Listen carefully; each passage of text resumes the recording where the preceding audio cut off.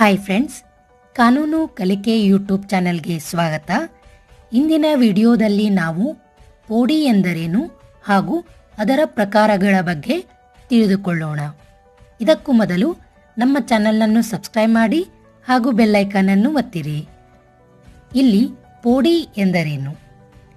ಇಲ್ಲಿ ಜಮೀನು ಅಥವಾ ಜಾಗವನ್ನು ಭಾಗ ಮಾಡುವುದಾಗಿ ಅದನ್ನು ನಾವು ಇಲ್ಲಿ ಪೋಡಿ ಎಂದು ಕರೆಯುತ್ತೇವೆ.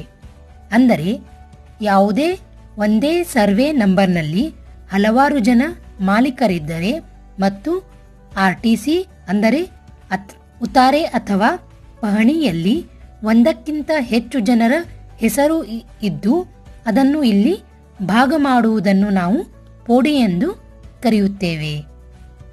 ಒಟ್ಟಾರೆಯಾಗಿ ಹೇಳುವುದಾದರೆ ಪೋಡಿ ಎಂದರೆ ಒಂದು ಭಾಗವನ್ನು ಮಾಡುವುದಂತ ಇಲ್ಲಿ ನಾವು ತಿಳಿಯಬಹುದು.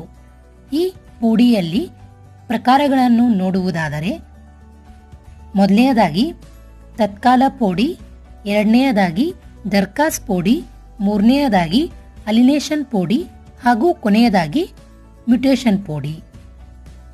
ಇವೆಲ್ಲವೂ ಪೋಡಿಯ ಪ್ರಕಾರಗಳಾಗಿವೆ. ಇಂದಿನ ವಿಡಿಯೋದಲ್ಲಿ ನಾವು ಪೋಡಿ ಎಂದರೇನು ಹಾಗೂ ಪೋಡಿಯ ಪ್ರಕಾರಗಳ ಬಗ್ಗೆ ಇಲ್ಲಿ ನಾವು ನೋಡಿದೆವು. ಮುಂದಿನ ವಿಡಿಯೋದಲ್ಲಿ ಪೋಡಿಗಳನ್ನು ಹೇಗೆ ಮಾಡುವುದು ಎಂದು ತಿಳಿಯಲು ನಮ್ಮ ಚಾನೆಲ್ ಅನ್ನು ಸಬ್ಸ್ಕ್ರೈಬ್ ಮಾಡಿ ಹಾಗೂ ಬೆಲ್ ಐಕಾನ್ ಅನ್ನು ಒತ್ತಿರಿ. ಧನ್ಯವಾದಗಳು.